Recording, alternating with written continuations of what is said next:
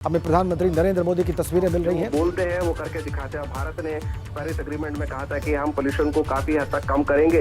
हालांकि जो western world है वो अगर हम कार्बन फुटप्रिंट की बात करें तो 85% वो लोग रिस्पॉन्ड। आज दिल्ली एनसीआर के लोगों को बड़ा तोहफा मिलने जा रहा है केंद्र सरकार की ओर से, प्रधानमंत्री देने जा रहे हैं।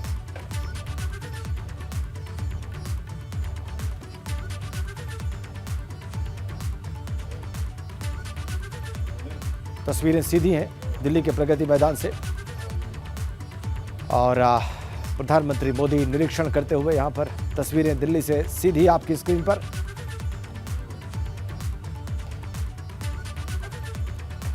जैसा कि आपने इससे पहले भी उन्हें देखा है, बहुत बारीकी से मुआयना करते हैं। अब ये देखिए आप,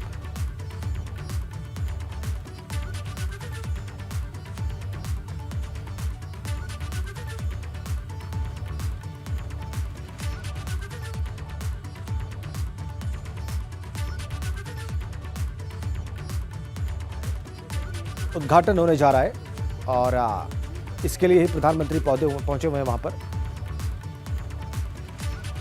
दिल्ली से नोएडा और दिल्ली से गुरुग्राम कम्यूट करने वाले जो रोजाना जो यात्री हैं उनके लिए बड़ी सुविधा होने जा रही है इस टनल की वजह से। और प्रधानमंत्री मोदी इसका निरीक्षण अभी कर रहे थे, आपने सीधी तस्वीरें देखी। पीएम मोदी ने प्रगति टनल का उद्घाटन किया है, यह बड़ी खबर इस वक्त दिल्ली से, और उसी की तस्वीरें अभी आप देख रहे थे। प्रगति टनल का प्रधानमंत्री मोदी ने उद्घाटन किया, निरीक्षण भी किया उसका बाकायदा, किस तरह से निर्मित है। अभी अभी हमने आपको लाइव तस्वीरें दिखाई। प्रधानमंत्री मोदी ने प्रगति टनल का उद्घाटन किया है। दिल्ली से तस्वीरें हमें मिली। चलिए आगे बढ़ते हैं, अगली खबर का रुख करते हैं। संभल में कांग्रेस नेता हरीश रावत ने बड़ा बयान दिया है। ईडी के दफ्तर भाजपा के दफ्तर बन गए हैं, ये हरीश रावत कह रहे हैं। जो भाजपा के खिलाफ बोलेगा ईडी वाले उसके घर जाएंगे। ये पूर्व मुख्यमंत्री उत्तराखंड के और सीनियर कांग्रेस लीडर हरीश रावत का बयान है संभल में। हरीश रावत कह रहे हैं कि ईडी का दफ्तर भारतीय जनता पार्टी का दफ्तर बन गया है और जो भी भारतीय जनता पार्टी के खिलाफ बोलेगा ईडी वाले उसके घर जाएंगे। ये बड़ा हमला भारतीय जनता पार्टी पर सीनियर कांग्रेस लीडर उत्तराखंड के पूर्व मुख्यमंत्री हरीश रावत का। ये बयान उन्होंने यूपी के संभल में दिया है। संभल में कांग्रेस नेता हरीश रावत ने बड़ा हमला बोला है, देखिए क्या कह रहे हैं Harish Rawat. ED, income tax, IB, CBI, ये सारे जो डिपार्टमेंट थे पहले जनता की सेवा के लिए, देश की, वो अब भाजपा की सेवा की। ईडी का ऑफिस भाजपा का ऑफिस बन गया है। वहाँ जो भाजपा के खिलाफ बोलेगा, जो सरकार के खिलाफ बोलेगा, उसके घर पे ईडी चली जाएगी, आईबीआई चली जाएगी, सीबीआई चली जाएगी। देखा आपने हरीश रावत का बयान संभल में, और आक्रमण देखा आपने भारतीय जनता पार्टी पर। अब आगे बढ़ते हैं, बात करते हैं अग्निपथ पर बचे बवाल की। अग्निपथ योजना को लेकर देश भर में प्रदर्शन का दौर जारी है। अलग अलग जगहों पर लोग हिंसक प्रदर्शन कर रहे हैं। आज अग्निपथ योजना पर प्रदर्शन का चौथा दिन है। लगातार सरकारी संपत्तियों को निशाना बनाया जा रहा है। अब 20 जून को फिर से भारत बंद का ऐलान किया गया है। बिहार और उत्तर प्रदेश में छात्रों का विरोध प्रदर्शन उग्र होता चला जा रहा है और इसी को देखते हुए शहर शहर सुरक्षा के कड़े इंतजामात हैं। चौथा दिन आज हिंसक प्रदर्शनों का अग्निपथ योजना के विरोध में। देश भर में आक्रोश अग्निपथ योजना को लेकर, और आज चौथा दिन अग्निपथ योजना के विरोध का। यूपी और उत्तराखंड समेत 13 राज्यों में हिंसक प्रदर्शन हुए हैं और 20 जून को फिर से भारत बंद का आह्वान है और इसीलिए सुरक्षा के पुख्ता इंतजाम है। सेना की ये नई भर्ती स्कीम जबरदस्त विरोध का सामना कर रही है। 369 ट्रेनें बिहार की ओर जाने वाली या बिहार से आने वाली रद्द हो चुकी हैं। बड़ा यहां पर बवाल, बड़ा प्रदर्शन शहर शहर में दिखाई दिया है। 13 राज्यों में अब तक ये हिंसक प्रदर्शन दिखाई दिए हैं। छात्र संगठन प्रदर्शन कर रहे हैं।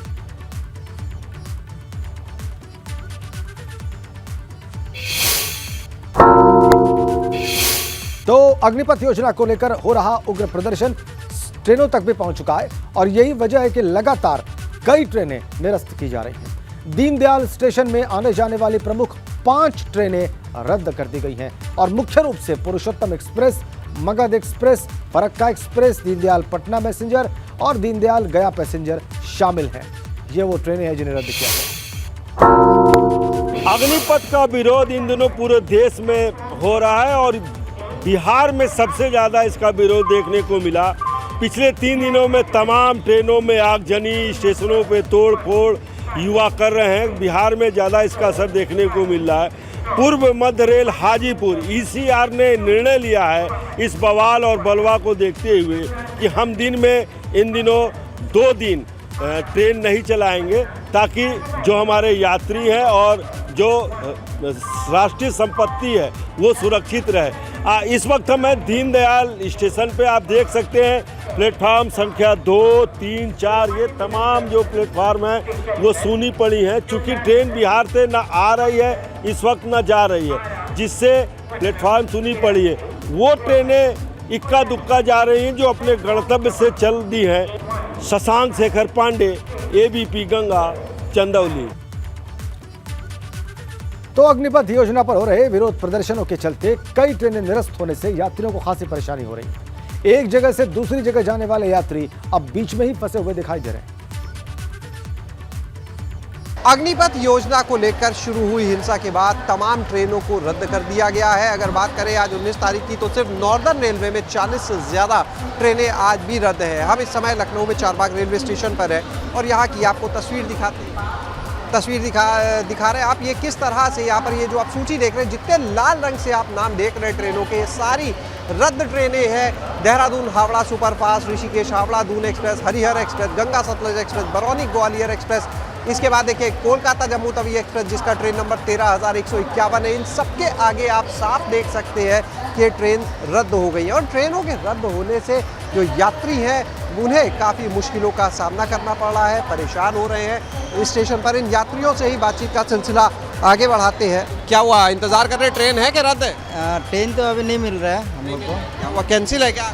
हाँ, दिल्ली से हम लोग ये कहाँ जाना था? दिल्ली से गुवाहाटी जाना था। अभी उधर से ट्रेन नहीं मिला है तो अभी हम लोग लखनऊ आके बैठा है। इधर से भी ट्रेन नहीं दिखा रहा है। तो हम लोग कल 2 ट्रेन का टिकट लिया था, वो दोनों कैंसिल हो गया दिल्ली का। अभी हम लोग यहाँ पर है, यहाँ पे कोई ट्रेन नहीं मिल रहा है। कोई ट्रेन नहीं मिल रही? नहीं। कैसे जाएंगे, क्या सोचा? अभी देखते हैं क्या कैसे जाएंगे। यहाँ से आपको जाने के लिए ट्रेन नहीं है तो कुछ ना कुछ करना पड़ेगा जाने के लिए। जरूरी था जाना बहुत? हाँ, अपना घर जाना था। आपका नाम? राकेश सिंह। आपको कहाँ जाना है? देहरादून। तो आपकी ट्रेन कैंसिल हो चुकी है। तो अब कैसे जाएंगे? अब वैकल्पिक व्यवस्था कोई देखना पड़ेगा, जाना जरूरी था। कुछ बताया गया या पूछताछ काउंटर पे आप खड़े हुए थे, कुछ बताया कि कैसे जाएंगे, कोई ट्रेन हो? सही कोई पोजीशन नहीं बताया जा रहा है। किसी की अपनी यहाँ पर मुश्किलें हैं। किसी के घर में जो यात्री मिले, किसी ने बताया कि उनके घर में किसी का निधन हो गया तो उनके लिए पहुँचना ज़रूरी था। किसी का कोई बीमार है, पहुँचना ज़रूरी था। कोई अपने काम के बाद अपने परिवार से मिलने के लिए जा रहा था और इस स्टेशन पर ऐसे तमाम लोग मौजूद हैं जिनको अपने घर जाना था, लेकिन अब वो अपने घर नहीं जा पा रहे हैं। कैमरा सहयोगी जितेंद्र के साथ शैलेश अरोरा, ABP गंगा, लखनऊ। आगे बढ़ेंगे एक बड़ी खबर के साथ। ग्रेटर नोएडा अथॉरिटी में 300 करोड़ रुपए के घोटाले का मामला सामने आया है। अथॉरिटी के पूर्व CEO के खिलाफ जांच भी शुरू हो गई है। मुख्यमंत्री पोर्टल पर इस बात की शिकायत की गई थी। घोटाला मामले का शासन ने संज्ञान लिया है। ACEO अदिति सिंह ने इस मामले की जांच उनको सौंपी गई है। OSD सौम्य श्रीवास्तव को जांच सौंपी गई है। सॉफ्टवेयर तैयार करने के नाम पर घोटाले का आरोप है। 15 दिनों में जांच रिपोर्ट सौंपी जाएगी। बड़ी खबर, अथॉरिटी के पूर्व CEO के खिलाफ शिकायत की गई है मुख्यमंत्री पोर्टल पर। रविंद्र जैन हमारे ग्रेटर नोएडा संवाददाता इस वक्त फोनलाइन पर हमारे साथ हैं। रविंद्र, पूरी खबर दें।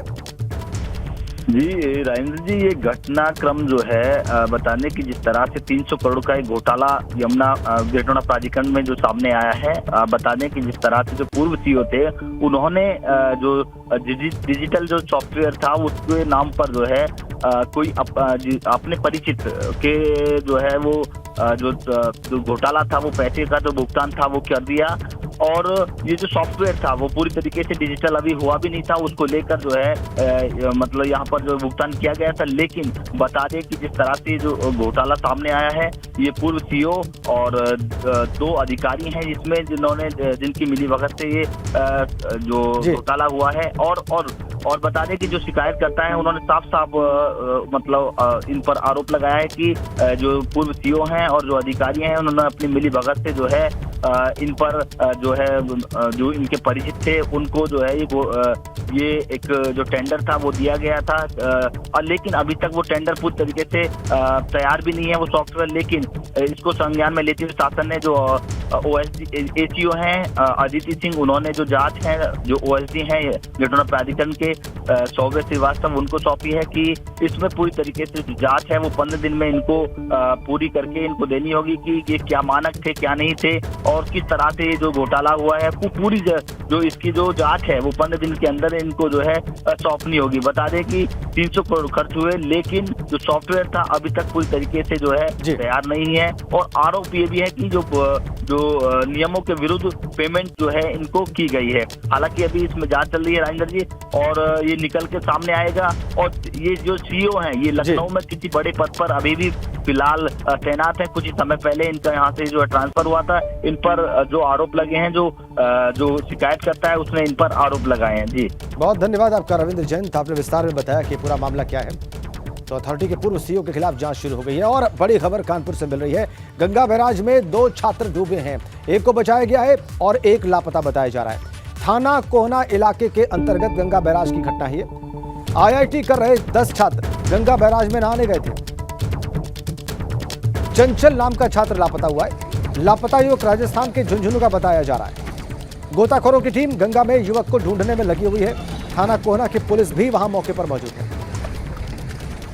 तो झुंझुनू निवासी छात्र चंचल लापता है, उसको ढूंढने में लगी हुई है वहां पर गोताखोरों की टीम और पुलिस भी वहां पर मौजूद है। IIT कर रहे 10 छात्र गंगा बैराज नहाने गए थे, उसी दौरान यह हादसा हुआ कानपुर में।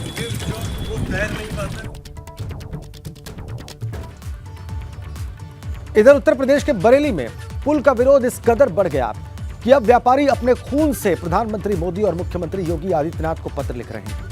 कुतुब खाना बाजार में नगर निगम स्मार्ट सिटी के तहत पुल बनाने जा रहा है, इसका व्यापारी लगातार विरोध कर रहे हैं। विधानसभा चुनाव में भी व्यापारियों ने नोटा का इस्तेमाल करके पुल का विरोध किया था और अब खून से प्रधानमंत्री और मुख्यमंत्री को पत्र लिखकर व्यापारी अपना दर्द बयान कर रहे हैं।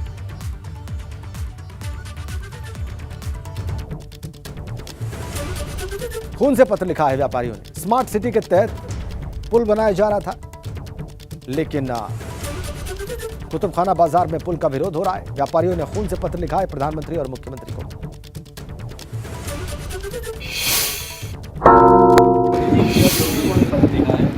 ये हमने इसलिए लिखा है कि यहाँ पर जो है फ्लाईओवर बन रहा है, जिससे पूरा बाजार का व्यापार खत्म हो रहा है और व्यापारी इतने परेशान हैं, इतने चिंतित हैं इसकी वजह से।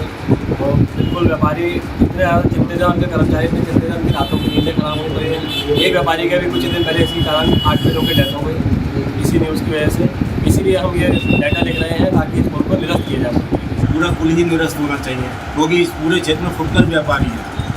इस पूरे क्षेत्र में फुटकर व्यापारी है, फुटकर व्यापारी जहाँ होते हैं वहाँ पुल नहीं बनता है। आप बार बार ये बात कह रहे हैं कि अतिक्रमण है, अतिक्रमण है, अतिक्रमण है। जहाँ पर अतिक्रमण है वहाँ से रातों रात पुल बदल गया। ऐसा क्या हो गया कि अतिक्रमण उस जगह होने के बाद भी पुल उधर से हटा दिया गया? हम ये जानना चाहते हैं। ये कुतुबखाना पुल का जो प्रस्तावित कुतुबखाना पुल है उसके विरोध में समस्त व्यापारियों ने आज जो है अपना खून से पोस्ट कार्ड लिखा है, जिसमें माननीय मुख्यमंत्री उत्तर प्रदेश सरकार योगी आदित्यनाथ जी से अपील की गई है कि इस पुल को निरस्त किया जाए, साथ साथ हमारा परिवार, हमारा व्यापार सबको बचाया जाए। चलिए आगे बढ़ते हैं। मथुरा जेल में अब कैदी भगवान बांके बिहारी की पोशाक के साथ ही मुकुट कंठी बना रहे हैं। इसकी ट्रेनिंग कैदियों को दी गई है और अब जेल प्रशासन कैदियों की बनाई पोशाक, मुकुट और कंठी माला को ऑनलाइन बेचने की तैयारी भी कर रहा है।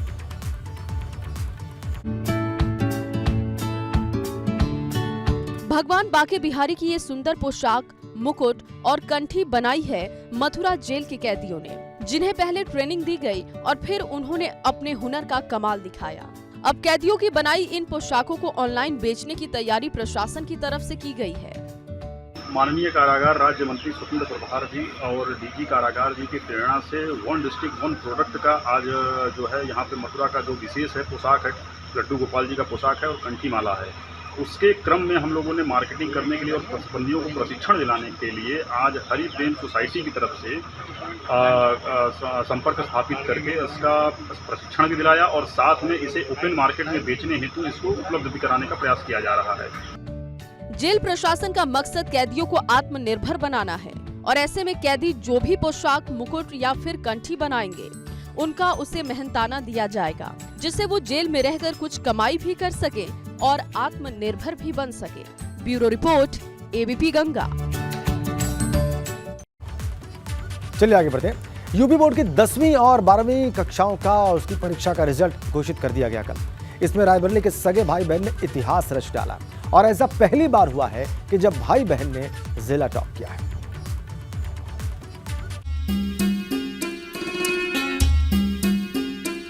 कहते हैं जहां चाह है वहां राह है। कुछ ऐसा ही कर दिखाया है रायबरेली के भाई बहन ने। अथर्व ने बहन आस्था के नक्शे कदम पर चलते हुए 10वीं की टॉप 10 लिस्ट में स्थान बनाया है। अथर्व ने हाई स्कूल में 97% अंकों के साथ जिले में पहला और प्रदेश में 5वां स्थान हासिल किया है, जबकि अथर्व की बहन आस्था श्रीवास्तव ने 12वीं में 92.4% अंक लाकर प्रदेश में 9वां और जिले में टॉप किया है। जैसे ही इसकी जानकारी लोगों और रिश्तेदारों को लगी तो घर पर बधाई देने वालों का तांता लग गया। मां ने मिठाई खिलाकर अथर्व और आस्था को बधाई दी। अथर्व अब अपनी दादी का डॉक्टर बनने का सपना पूरा करना चाहता है। I have taken an coaching, online coaching for NEET examination and I want to become a doctor. Atharva की बहन आस्था भी अपने भाई की तरह नीट की तैयारी करके डॉक्टर बनना चाहती है। तो ये जो क्रेडिट जाता है मेरे मदर एंड फादर, मेरे भाई को जाता है, मेरी जो भगवान है उनको जाता है और special credit goes to my teachers.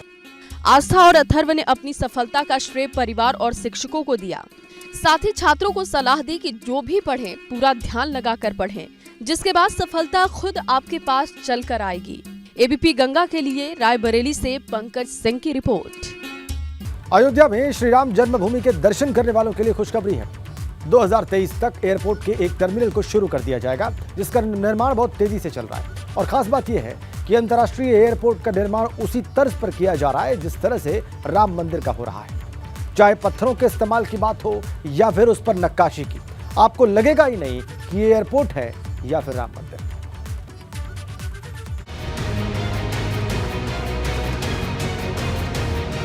Ayodhya का एयरपोर्ट राम जन्मभूमि मंदिर की तरह दिखाई देगा।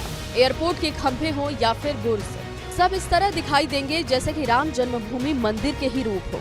इसके लिए बंसी पहाड़पुर के उस पत्थर का इस्तेमाल किया जाएगा जिसमें राम जन्मभूमि मंदिर बन रहा है। यही नहीं, खंभों और एयरपोर्ट की इमारत पर राम मंदिर की तरह नक्काशी दिखाई देगी। यूं कहें कि एयरपोर्ट पर उतरते ही यात्रियों को अयोध्या के श्री राम मंदिर की झलक मिल जाएगी। कुछ ऐसा ही दावा अयोध्या एयरपोर्ट के प्रोजेक्ट मैनेजर भी कर रहे हैं।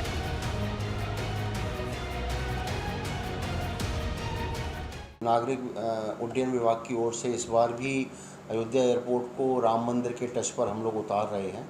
जो उसका फसाड आएगा, वो फसाड में हम लोग कॉलम्स वगैरह कुछ इस तरह के प्रोवाइड कर रहे हैं, जिसमें बंसी पहाड़पुर स्टोन जो बयाना के पास उपलब्ध रहता है, बंसी पहाड़पुर स्टोन के हम लोग बनाएंगे और उसकी समानता उसके बुर्ज वगैरह देकर एक लुक इस तरह का बनाएंगे जिससे कि लोगों को अयोध्या एयरपोर्ट पर उतरते ही मालूम पड़ जाए कि हम लोग अयोध्या में आ गए। लोकसभा चुनाव से पहले राम जन्मभूमि मंदिर के प्रथम चरण का काम पूरा हो जाएगा, यानी कि 21 दिसंबर 2023 तक मंदिर का गर्भगृह तैयार हो जाएगा, जबकि पूरा राम मंदिर 2025 में पूरा होगा। देखा जाए तो अयोध्या एयरपोर्ट और राम जन्मभूमि मंदिर का संचालन करीब एक साथ शुरू होगा और एक तरह ही दिखेगा। 2025 तक जब भगवान का भव्य मंदिर बनेगा, उसी के साथ साथ अंतर्राष्ट्रीय हवाई अड्डा जो है, सारी सुविधाएं जो हवाई अड्डों पर रहती है, अंतर्राष्ट्रीय स्तर से विमानें आ जा सके, वह सुविधा समाज को मिले। अयोध्या एयरपोर्ट का निर्माण इन दिनों तेजी से चल रहा है। पहले फेज में 2200 मीटर लंबा और 45 मीटर चौड़ा रनवे बनाया जा रहा है, जिसका काम 31 मार्च 2023 तक पूरा होगा। एयरपोर्ट का निर्माण कार्य तेज गति के साथ हो रहा है। आप साफ देख सकते हैं, ये रनवे का काम तेज गति के साथ किया जा रहा है, जिससे कि जो लगातार श्रद्धालुओं की संख्या बढ़ रही है, जिसको देखते हुए रनवे का काम तेज गति के साथ हो रहा है। यह रनवे 2200 मीटर लंबा है, तो वहीं 45 मीटर इसकी चौड़ाई है। अयोध्या में 821 एकड़ जमीन पर एयरपोर्ट बन रहा है। अभी तक 83% जमीन का अधिग्रहण हो चुका है, जबकि बाकी जमीन के लिए अधिग्रहण का काम चल रहा है। अपने आराध्य के दिव्य भव्य मंदिर का दर्शन करने के लिए जल्द श्रद्धालु अयोध्या पहुंचेंगे, जिसका लगातार तेज गति के साथ मंदिर का भी निर्माण कार्य किया जा रहा है और एयरपोर्ट का भी निर्माण कार्य तेज गति के साथ हो रहा है। अयोध्या से एबीपी गंगा के लिए ऋषि।